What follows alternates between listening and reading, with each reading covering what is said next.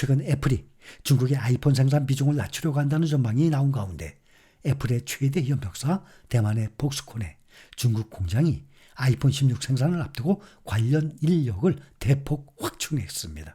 폭스콘 중국 정저우 공장은 최근 아이폰 16 생산을 본격화하면서 지난 2주간 근로자 5만여 명을 신규 채용했습니다. 아이폰은 내달 아이폰 16 시리즈를 출시할 예정입니다. 지난달 폭스콘은 주요 구직 사이트에 채용 공고를 올렸으며 지난 시간당 임금은 최대 25에서 26위안 약 4,800원으로 알려졌습니다. 보너스까지 합하면 최대 월급이 7,000위안 약 134만 원에서 153만 원 수준으로 이전보다 높은 것입니다. 중국의 정저우 공장은 아이폰 최대 생산 기지로 신종 코로나 바이러스 감염증 당시 중국 정부 봉쇄 정책 등으로 인해서 생산 차질을 빚는 바람에 애플은 인도 등으로 일부 생산 거점을 옮겼습니다. 하지만 대부분 프로 모델은 여전히 중국에서 생산하는 비중이 높은 것으로 알려졌습니다. 지난달 암살 미수 이후 승기를 굳혔다던 평가를 받았던 도널드 트럼프 전 미국 대통령이 민주당의 후보 교체 이후 흔들리고 있다는 전언입니다. 카멀라 해리스 민주당 후보가 각종 여론조사에서 약진하고 선거자금 모금액에서 앞서 나가는데도 트럼프 전 대통령 쪽은 뾰족한 대응책을 마련하지 못하고 있습니다.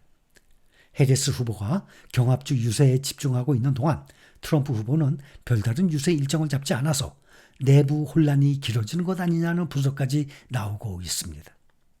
지난 5일에서 9일 펜실베니아, 미시간, 위스콘신주의 적극 투표층 각각 600여 명을 조사한 결과 세 곳 모두에서 해리스 부통령이 50에서 50% 대 46%로 트럼프 전 대통령을 앞섰습니다. 이제 선거는 팽팽한 경쟁으로 되돌아왔습니다. 트럼프 후보는 해리스 후보의 지지율이 급등을 하자 주변에 자주 불만을 표출하고 있다고 합니다. 카멀라 해리스 미국 부통령의 경제 부문에 대한 신뢰도가 높아지고 있습니다. 최근 여론조사에서 해리스 부통령이 경제를 잘 다룰 것이라고 답한 비율은 도널드 트럼프 전 대통령보다 높았던 것으로 나타났습니다. 11일 어제 파이낸셜 타임즈는 미시간 대학교 로스 경영대학원과 지난 1일부터 5일 미국 유권자 1,001명을 대상으로 실시한 여론조사 결과를 발표했습니다. 조사 결과에 따르면 응답자의 42%는 해리스 부통령이 경제를 더 잘 다룰 것이라고 답했습니다. 41%는 트럼프 전 대통령을 더 신뢰한다고 답했습니다. 트럼프 전 대통령에 대한 지지율은 지난달과 비슷했지만 해리스 부통령의 지지율은 7월 조 바이든 대통령 지지율에 비해서 7% 상승했다고 전했습니다. 1년 전부터 매달 실시되는 해당 여론조사에서 민주당 후보가 경제 부분 신뢰도에서 공화당 후보를 앞선 것은 이번이 처음입니다. 하지만 누가 집권해야 경제가 나아질까라는 질문에는 트럼프가 해리스보다 훨씬 앞서는 것으로 나타났습니다. 응답자의 42%는 트럼프 전 대통령이 다시 집권하면 경제 상황이 훨씬 혹은 어느 정도 나아질 것이라고 답했습니다. 해리스 부통령이 당선됐을 때 경제 상황이 나아질 것으로 보는 응답자는 33%에 불과했습니다. 이번 여론조사는 선거에 대해서 걱정을 많이 하던 민주당의 좋은 소식이지만 유권자들은 여전히 트럼프가 대통령이 되면 경제가 더 나아질 것으로 보기 때문에 우려가 사라지지는 않았습니다. 중국과의 무역 정책에 대해서도 트럼프 전 대통령의 신뢰도가 해리스 부통령보다 높은 것으로 나타났습니다. 중국과의 경제 관계를 다루는데 트럼프 전 대통령을 신뢰한다고 답한 응답자가 43%였고 해리스 부통령을 지지한다고 밝힌 응답자는 39%였습니다. 해리스 부통령은 최근에 상승세를 타고 있습니다. 어제 나온 여론조사에서는 핵심 경합주 러스트벨트에서 트럼프 전 대통령을 오차 범위 내에서 앞서는 결과도 나왔습니다. 미국의 민주, 공화, 양당 모두 11월 대선 승부처로 보고 있는 중서부의 러스트벨트, 쇠락한 오데오 주변의 공업지대입니다. 러스트벨트의 판세가 바뀌고 있습니다. 조 바이든 대통령 대신 부랴부랴 등판한 카멀라 해리스 부통령이 기대 이상의 선전을 펼치면서입니다.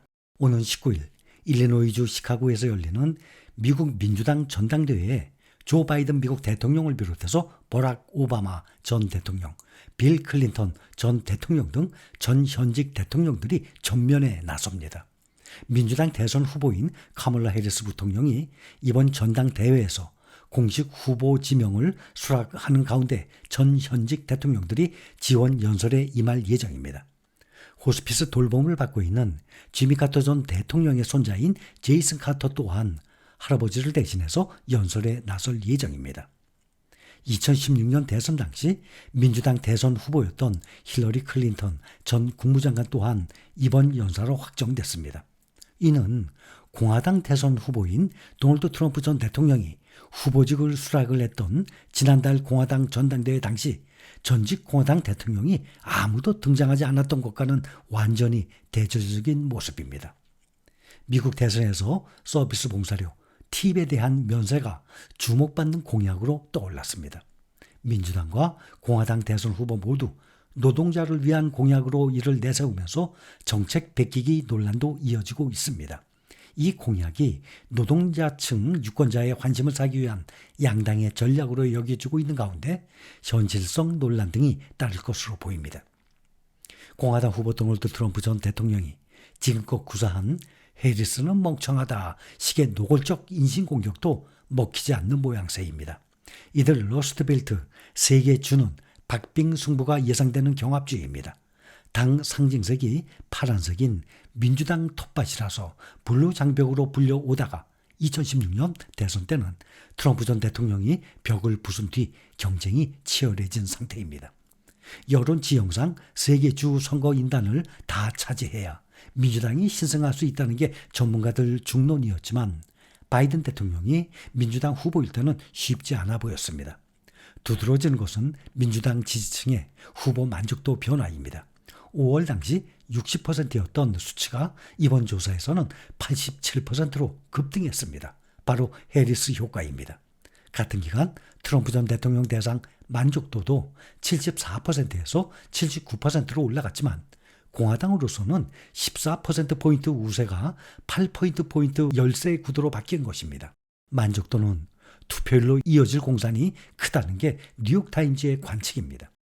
유권자의 65%는 해리스 부통령이 똑똑하다고 평가합니다. 트럼프 전 대통령 56%보다 높은 비율입니다. 특히 공화당의 핵심 지지 기반인 저학력 백인 대부분이 해리스 부통령이 똑똑하다고 여겼습니다. 똑똑하지 않고 무능하다고 경쟁자를 묘사해온 트럼프 전 대통령의 공격이 통하지 않는다는 의미입니다. 최근 경합주 공략의 적극성은 양측이 대조적입니다.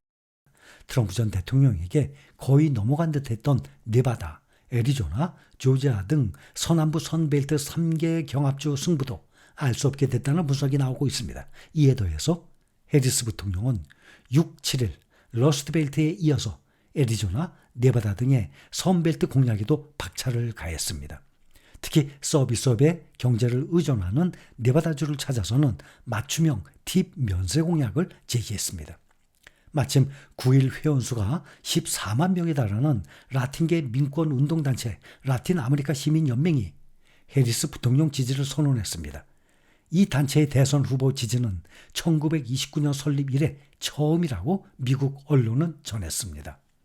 같은 날 조합원 수가 6만여 명인 네바다주의 호텔, 서비스업, 노조, 컬리너리 유니언 로컬 226도 해리스 부통령을 지지했습니다. 민주당 후보 교체 뒤 3주가 지났지만 아직 트럼프 전 대통령 측은 적절한 해리스 공략법을 찾지 못한 모습을 보여주고 있습니다.